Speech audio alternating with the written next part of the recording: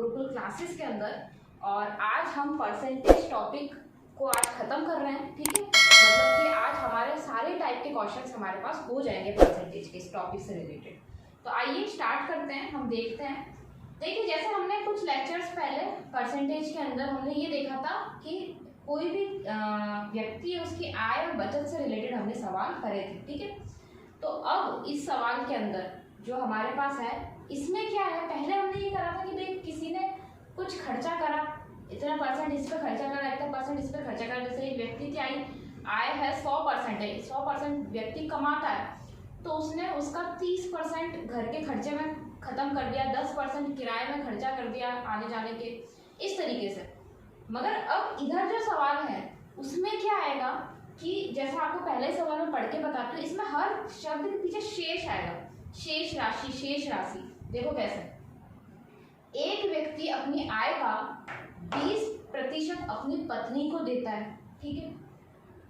शेष राशि का, देखो शब्द आएगा इसमें शेष राशि, शेष राशि का 25% घर के किराए पर, शेष राशि का 40% वह अन्य घरेलू खर्चों पर, मदों पर व्यय करता है। यदि उसके पास अब इतने रुपए बचे हो तो उसकी आय क्या होगी। देखो जो शेष वर्ष है ना, शेष जो ये शब्द है, इसका मतलब होता है कि इतनी चीज जाने के बाद इतना। जैसे 100 में से 10% चला गया तो 10% जाने के बाद 90, अब उस 90 का हमें कुछ परसेंटेज निकालना है, उस 90 में से भी उतना परसेंटेज निकल गया तो अब जो बचा उसका परसेंटेज निकालना है। शेष का मतलब ये होता है। आइए सवाल को सॉल्व करते हैं तो हमें और पता चल जाएगा कि इसका क्या मतलब है। देखिए, जो पहला सवाल है उसमें हमको क्या बोला है कि कोई व्यक्ति है वो उसकी अपनी आय का 20% अपनी पत्नी को दे देता है। तो हम तो क्या करते हैं ऐसे सवालों में, भाई आय हम 100% ही मान के चलते हैं, ठीक है।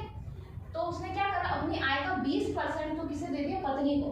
तो 100 का 20% कितना हो जाएगा, 20, ठीक है। जब 100 में से 20 चला गया तो कितने बचे, 80, कितने बचे, 80। अब क्या बोला है, वह शेष राशि का, तो देखो बचे कितने, ये 80 बचे हैं। शेष राशि का 25% वह क्या करता है, घर के किराए पे खर्च कर देता है। मतलब इस 80 का, अब 100 का नहीं कर रहा हूँ, इस 80 का 25% घर के किराए में खर्च कर देता है। तो 80, किसी भी संख्या का 25% निकालना, मैंने आपको मुंह जवानी बताया था कि 25% निकालना हो तो उस संख्या में 4 का भाग दे देंगे, 50% निकालना तो 2 का भाग दे देंगे। आपको मुंह जवानी करोगे तो ये आपका समय बचेगा। तो 80 में 4 का भाग देंगे तो 20 आएगा। मतलब तो 20 तो वो क्या कर देता है, घर के किराए पे खर्च कर देता है। 20 जाने के बाद कितने बचे, यहाँ 60 बचे, ठीक है। अब फिर से बोल रहे शेष राशि, भाई ये तो खर्च हो गया ना, तो शेष कितने बचे, 60 बचे। अब 60 का भी वो क्या कर रहा है, 40% अन्य घरेलू मदों पे, मतलब दूसरे खर्चों पे, घर के दूसरे खर्चों पे खर्च कर रहा है, ठीक है। तो 60 का 40%, 60 का 40% किस पे खर्च कर रहा है, दूसरे खर्चों पे खर्च कर रहा है। मतलब कि 60 का 40% कैसे निकालते हैं हम, जब आपके पास संख्या के पीछे 0, इधर प्रतिशत में संख्या के पीछे 0 है तो पहली संख्याओं को आपस में गुणा कर लेते हैं, 6 चौक 24। प्रतिशत निकालने का इससे सिंपल तरीका कुछ नहीं होगा, आप ऐसा करने बैठोगे आपका समय निकल जाएगा एग्जाम के अंदर, ठीक है। अब 60 में से 24 चले गए, 60 में से 24 चले गए तो कितने बचे, 36 बचे। 60 में से 24 चले गए तो कितने बचे, 36 बचे। अब बोला यदि अब उसके पास 2880 रुपए बचे हो तो उसकी आय कितनी है। अब उसके पास प्रतिशत में कितने बचे हैं, 36%। मतलब हम इस अकॉर्डिंग 100% मान के करते हुए आए तो 36 बचा है, ये बचे हुए बाकी तो सभी खर्च करता हुआ है। ये 36 किसके बराबर है, ये जो 36 है ये किसके बराबर है, 36 बोल रहा है कि उसके पास बचे कितने, एक्चुअल जो रुपीज है वो कितने बचे हैं, 2880 रुपए उसके पास बचे। तो जब हमारे पास वो प्रतिशत हो, उसके सामने उसकी संख्या दे रखी है, तो हमें ये तो चीज करनी आती है, अभी तक इतने वीडियो में हम यही करते हुए आ रहे हैं। तो क्या करेंगे, ये जो 2880 है ये 36 के बराबर है। आपको क्या बोला है, उसकी आय निकालनी है। आय कितनी मान के चले, 100 मान के चले। आय कितनी मान के चले, उसकी 100 मान के चले। तो यहाँ पे 100 से गुणा कर देंगे, ठीक है। 100 से गुणा करने के बाद इसको सॉल्व करेंगे। सॉल्व करने के लिए उसकी जो आय थी वो 8000 रुपए थी। आय कितनी थी उसकी, 8000 रुपए। फिर से देखिए क्या बोला, एक व्यक्ति अपनी आय का 20% अपनी पत्नी को दे देता है। हमने मान के चला कि उसकी आय 100 है तो 100 में से 20 रुपए उसने अपनी पत्नी को दे दिए और बाकी जो बचा वो 80 बचा। ये तो क्या कर दिया उसने, पत्नी को दे दिया, ठीक है। ये तो क्या कर दिया उसने, पत्नी को दे दिया। ये अब शेष राशि ये बची, ये शेष राशि है, ये शेष बचा 100 में से, उस शेष का 25% उसने क्या कर दिया, घर के किराए पर खर्च कर दिया। तो फिर ये शेष बचा, इस शेष का 40% उसने क्या कर दिया, अन्य घरेलू मदों पे खर्च कर दिया। तो ये शेष बचा, तो ये जो शेष बचा है ना वो 2880 रुपए के बराबर है। तो जो 2880 रुपए के बराबर है तो हमने 100 का निकाल लिया, ठीक है। तो ये सवाल इस तरीके से होगा। नेक्स्ट सवाल जो हमको दे रखा है वह है,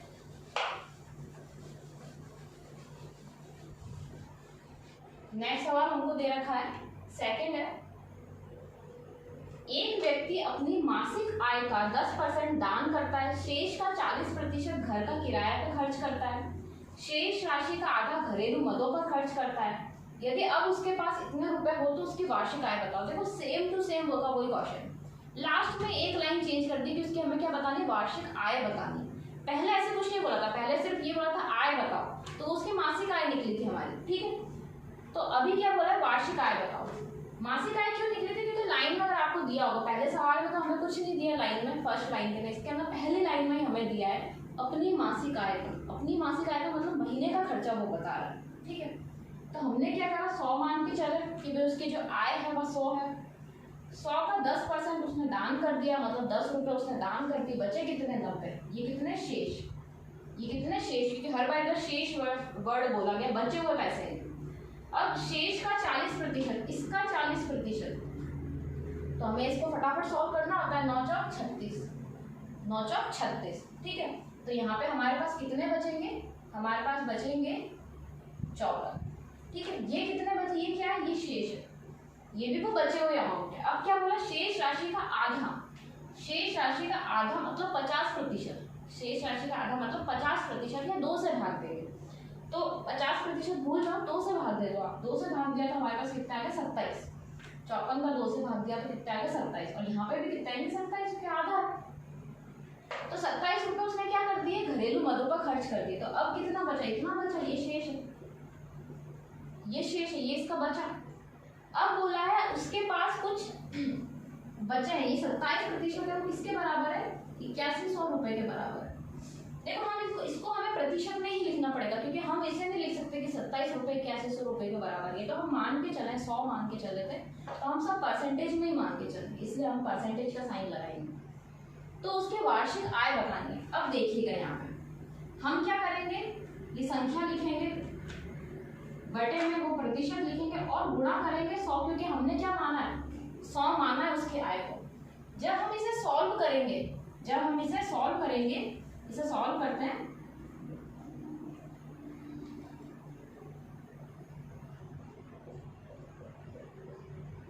तो जब हमने इसको सॉल्व करा तो हमारे पास कितने आ गए, 30,000 रुपए आ गए। हमारे पास कितने आ गए, 30,000 रुपए आ गए। मगर ये 30,000 रुपए उसकी वार्षिक आय नहीं है, ये 30,000 रुपए उसकी वार्षिक आय नहीं है। उसकी वार्षिक आय कितनी है, ये तो क्या था, हमको बोल रखा था, पहली लाइन देखिए, अपनी मासिक आय का अपने महीने, उसके महीने का खर्चा है। तो इसको हम क्या करेंगे, 12 से गुणा करेंगे, तो क्या आ जाएगा यहाँ पे, 3,60,000 रुपये। कितना आ जाएगा यहाँ पे, 3,60,000 रुपये उसका क्या है, उसकी वार्षिक आय। तो आपको सवालों पे भी ध्यान देना है, आपको सिर्फ इतना नहीं करना कि भाई ठीक है उससे पूछ ले कि उसकी आय क्या है तो बस 100 से कर दिया। आपको ऑप्शन में ये भी देंगे, आपको कंपटीशन एग्जाम के ऑप्शन में ये भी देंगे, मगर इसका जो करेक्ट आंसर है वो ये है, क्योंकि 12 से इसमें क्या करना पड़ेगा, हमें गुणा करना पड़ेगा, ठीक है।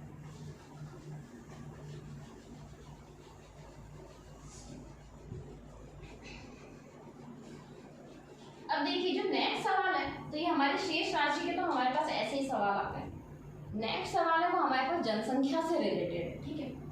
तो इनमें क्या करना होता है, हमें क्या बोल रखा है भाई, जनसंख्या से रिलेटेड है। तो देखो इसमें क्या होगा भाई, किसी भी गांव की, किसी शहर की, किसी देश की, पूरे वर्ल्ड की जनसंख्या है तो कुछ परसेंट बढ़ेगी हर साल या कुछ परसेंट कम होगी, यही चीज होगी, ठीक है। तो भाई एक एग्जाम्पल बताते, जैसे आपको बोल रहे कि भाई इस शहर की, इस गाँव की, इस कॉलोनी की जो जनसंख्या वो 5% बढ़ रही है, 5% हर साल बढ़ रही है। तो 5% मतलब क्या होता है, 5% अगर आप ऐसे भी करेंगे तो 5 बटा ये परसेंटेज हटाया 100 लग गया, मतलब 1/20, 1/20 होता है। आपको डायरेक्ट याद रखना है, टेबल फर्स्ट में मैंने बताई थी आपको डायरेक्ट याद रखना है। तो इसके नीचे क्या होता है कि अगर 20 थी तो 20 पे 1 बढ़ी, 20 अगर जनसंख्या 20 लोग रहते थे तो 20 पे 1 बढ़े, मतलब 20 लोग रहते थे तो अब 21 हो गए।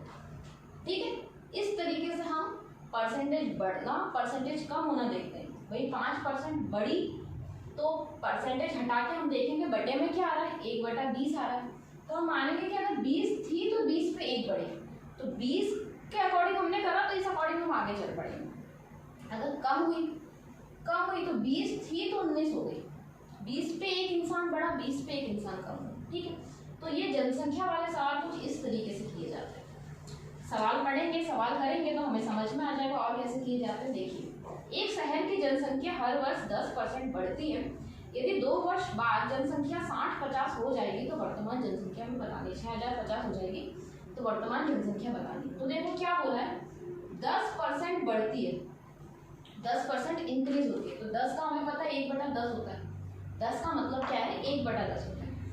2 वर्ष बाद बोला है, 2 वर्ष बाद मतलब एक बार 10 से 11 हुई, एक बार भाई बढ़ी ना, 10 पे 1 बढ़ी तो 10 + 1 11, पहले 10 थी तो 11 हुई, एक साल ऐसा हुआ। दूसरे साल पे भी 10 से 11 हुई, दूसरे साल भी 10 थी तो 11 हुई। तो जनसंख्या बढ़ी कितनी, तो जनसंख्या बढ़ी कितनी। तो इन सवालों को क्या करते हैं हम ऐसे लिख के, ये ट्रिक है हमारी, ये ट्रिक है हमारी, और ये ट्रिक आपके कंपाउंड इंटरेस्ट में भी काम आएगी। ठीक है, इनको क्या करते हैं ऐसे लिख के भी गुणा किया जाता है।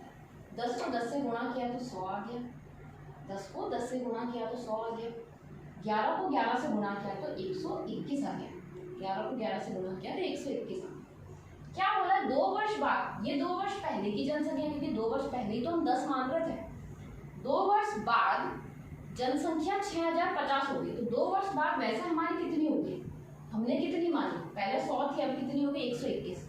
ठीक है, 1 वर्ष पहले कितनी थी, 10 थी तो 11 हो गई, फिर उसके अगले साल 10 थी तो 11 हो गई थी। इसी अकॉर्डिंग हमने क्या करा, यहाँ पे हमेशा गुणा करते हैं, गुणा करा, यहाँ पे 100 आ गया, यहाँ पे 121 आ गया। ये 121 किसके बराबर है, ये 121 6050 के बराबर है। तो हमें क्या निकालना है, तो वर्तमान जनसंख्या हमें बतानी है कि 2 वर्ष बाद इतनी हो जाएगी, अभी हुई नहीं है, अगर बढ़ेगी इतने प्रतिशत से बढ़ती है तो इतनी हो जाएगी। हमें शब्दों पे भी ध्यान रखें, इतनी हो जाए, एक तो एक इतनी हो गई, एक इतनी हो जाएगी, भाई इतने 2 साल बाद इतनी हो जाएगी। तो वर्तमान क्या हो गया, वर्तमान 100 है, अभी कितनी है, अभी 100 है, 2 साल बाद 121 हो जाएगी, अभी तो 100 ही है। तो अगर 2 साल बाद 121 हो जाएगी, मतलब 6050 हो जाएगी, तो हमें अभी बतानी है कि अभी उस गांव की, उस शहर की जो जनसंख्या है वह कितनी है। तो क्या करेंगे, संख्या लिखेंगे, उसके नीचे ये उसके रेस्पेक्ट में जो वैल्यू हमने निकाली है परसेंटेज के अकॉर्डिंग 121, ये परसेंटेज नहीं है, परसेंटेज की वैल्यू है, क्योंकि हमने मल्टीप्लाई करा, हमें 100 की वैल्यू निकालनी है। ठीक है, तो 100 की वैल्यू निकालनी है, तो ये कितने से जाएगा हमारा, 5 से, 12 पंजे 60, 5 है ना। तो जो जनसंख्या है अभी कितनी है, 5000, अभी कितनी है जनसंख्या हमारी 5000। ठीक है, 2 साल बाद हमारी इतनी हो जाएगी।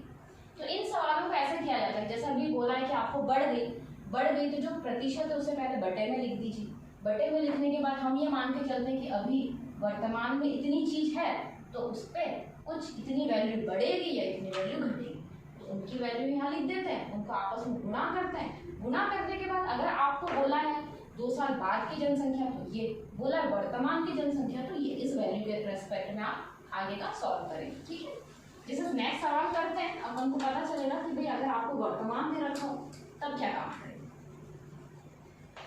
ठीक है, देखिए नेक्स्ट सवाल हमें क्या बोला है, नेक्स्ट सवाल बोला है एक गांव की जनसंख्या क्या है, हर वर्ष 10% कम होती है। ठीक है, यदि पिछले वर्ष जनसंख्या 15000 थी, यदि पिछले वर्ष जनसंख्या 15000 थी, तो 2 वर्ष बाद की जनसंख्या हमें बतानी है। ठीक है, तो देखिए इसको कैसे करेंगे। चौथा, 10% इस बार क्या बोला है, कम हो रही है, 10% क्या हो रहा है, कम हो रही है। 10 क्या है, 1/10 ही तो होता है 10%, वही हमने देखा। इस बार कम हो हो रही है तो मतलब 10 पे 9 कम हो रही है, मतलब 10 पे 9 हो रही है। पहले बढ़ रही थी तो 10 पे 11 होती है, एक हमने प्लस किया। अब इस लाइन का मतलब समझेंगे भाई, पहले तो हमने बोल दिया था डायरेक्टली 2 वर्ष बाद। इस लाइन में क्या बोला, इस क्वेश्चन में बोला यदि पिछले वर्ष जनसंख्या इतनी थी तो 2 वर्ष बाद कितनी हो जाएगी। जैसे मैं बोलूं कि पिछले साल कोरोना के इतने केस आए थे तो 2 साल बाद कितनी, पिछले साल कोरोना की इतनी रिकवरी हुई थी तो 2 साल बाद कितनी रिकवरी हुई होगी। ठीक है, एक तो पिछला साल काउंट हुआ और आगे का 2 साल काउंट हुआ, मतलब 3 साल टोटल काउंट हुआ। भाई पिछले साल मेरी एज इतनी थी तो 2 साल बाद एज कितनी होगी। आज मैं हूँ, पिछले साल एज इतनी थी तो 2 साल बाद, तो भाई पिछले साल के अलावा जो 2 साल है वो भी तो काउंट होगा। इसलिए इसमें कितनी बार निकालेंगे, कितनी बार जो जनसंख्या में परिवर्तन आएगा, 3 बार आएगा। तो हमें से लाइन से ध्यान रखना है, ये काम हमें कितनी बार करना है, 10 से 9, 10 से 9, ये हमको 3 बार करना है। ठीक है, तो इनको वही आपस में गुणा करेंगे, 10 10 10 आपस में गुणा करेंगे तो 1000 होता है। ये कितना होता है, 9 9 81 और 81 9 72। ठीक है, 729 की होगी। ठीक है, अब क्या बोल दिया, पिछले वर्ष जनसंख्या इतनी थी। पिछले वर्ष तो ये है, पिछले वर्ष के अलावा फिर 2 साल और बढ़े। पिछले वर्ष जनसंख्या कितनी थी आपकी, 15,000 थी, तो 1000, पिछले वर्ष जनसंख्या कितनी थी, 15,000 थी, तो 2 वर्ष बाद। तो ये किसके बराबर है भाई, पिछले वर्ष मतलब पहले की बात कर दी, पहले की जनसंख्या किसके बराबर होगी, इसके बराबर होगी।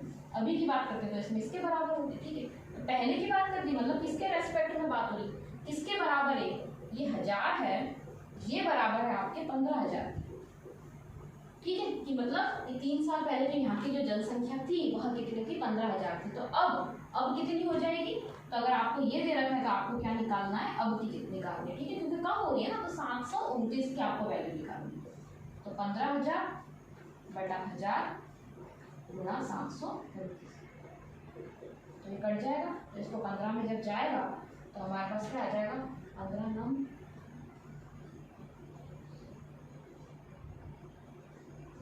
तो आपका आ जाएगा आंसर 10935, मतलब 1,09,35 जनसंख्या, 10,935, 10,935 जनसंख्या थी। पहले कितनी थी, 15,000, अब कितनी, 10,935 जनसंख्या। ठीक है, तो इसी टॉपिक के साथ हमारा परसेंटेज भी खत्म हो गया। अब नेक्स्ट क्लास के अंदर हम नेक्स्ट वीडियोस के अंदर और नेक्स्ट टॉपिक पे स्टार्ट करेंगे और देखिए कंपटीशन एग्जाम में कौन कौन से टॉपिक आ सकते हैं। ठीक है, तो आज की क्लास के लिए थैंक यू।